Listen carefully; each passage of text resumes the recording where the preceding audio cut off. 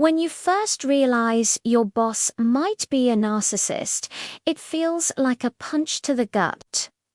Suddenly, all those confusing moments start to make sense. The constant need for praise, the gaslighting, the way they take credit for your work while blaming you for their mistakes. It's a dizzying and disheartening revelation. You might have tried everything to make it work. You put in extra hours, perfected your presentations, and bit your tongue during meetings, all in the hope of finally earning their approval. But with a narcissistic boss, the goalposts are always moving. What they loved yesterday, they hate today. Your best efforts are met with criticism, or even worse, complete indifference.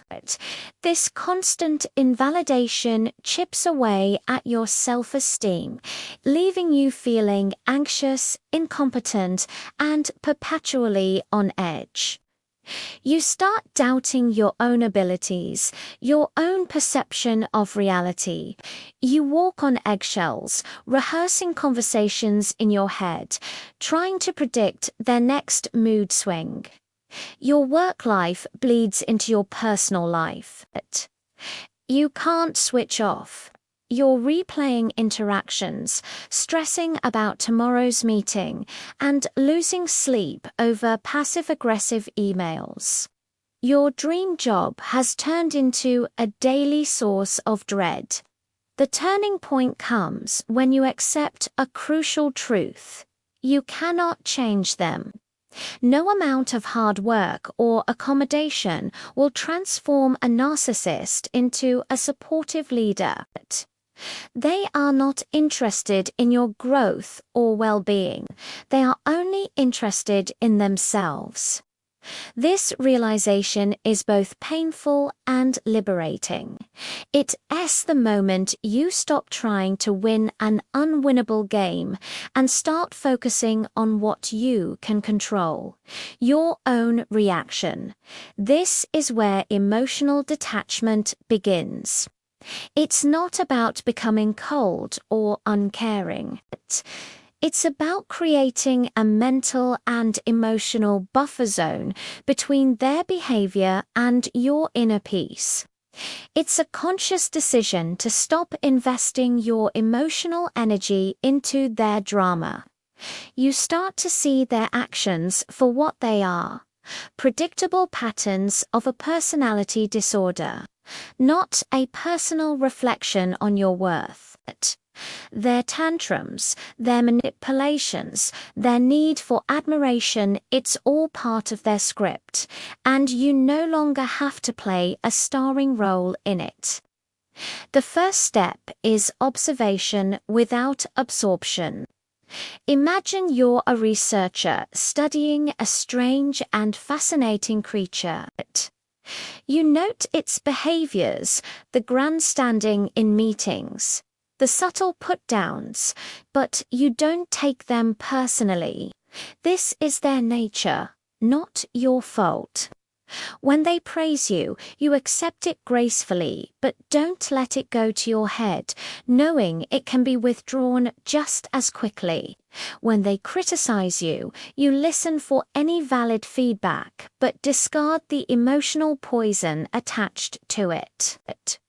You are a grey rock, unresponsive, uninteresting, and offering no emotional supply for them to feed on.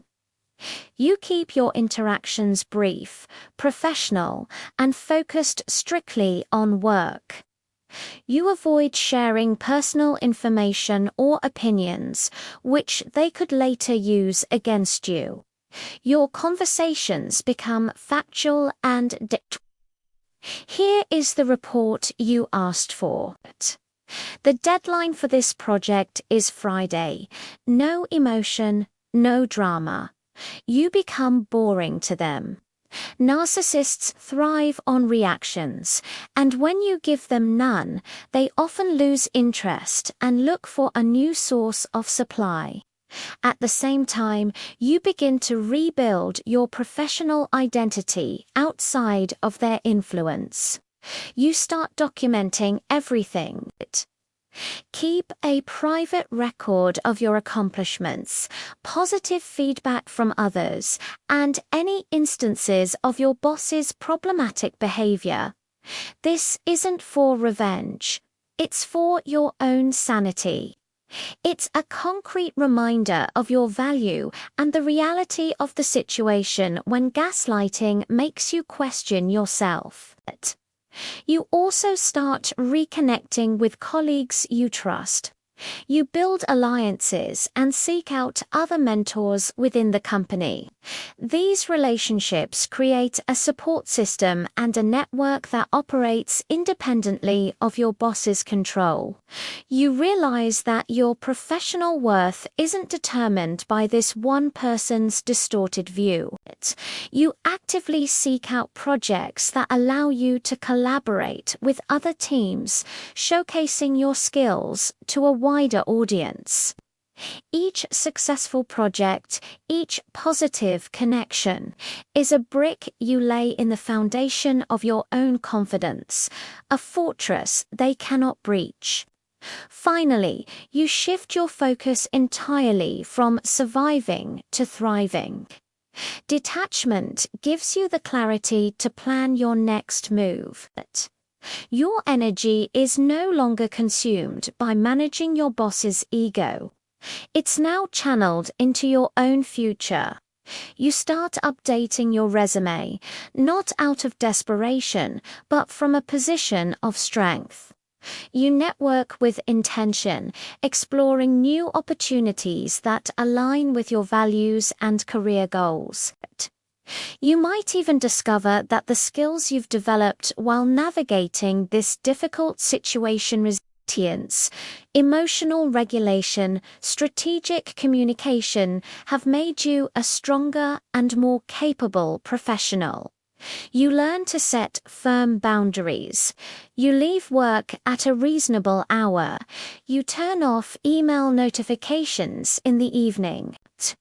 You reclaim your personal time and invest in activities that recharge you, whether it's a hobby, exercise, or spending time with loved ones. You are no longer a victim of your circumstances.